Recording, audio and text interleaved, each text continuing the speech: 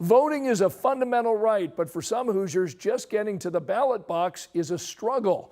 Tonight, our Alex Almanza shows us how Monroe County is taking a closer look at polling location accessibility for everyone ahead of the May primaries. Alex?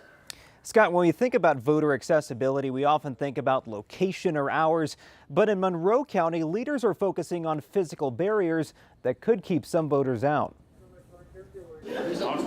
For most people, voting is simple. You show up, walk in, and cast a ballot.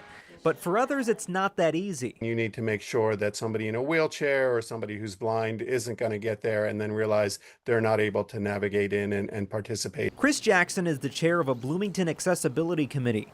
He says they've been partnering with Monroe County's election board, surveying 28 polling locations ahead of the primary. The barriers that we encounter most often are with parking, not having accessible parking. Other issues, steps without ramps, doors that are hard to navigate, or buildings that were never designed with accessibility in mind.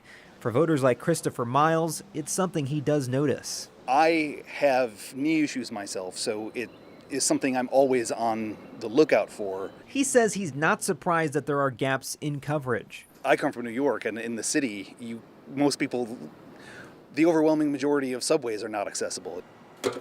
The goal now is to identify barriers and provide temporary accommodations in the lead up to May 5th.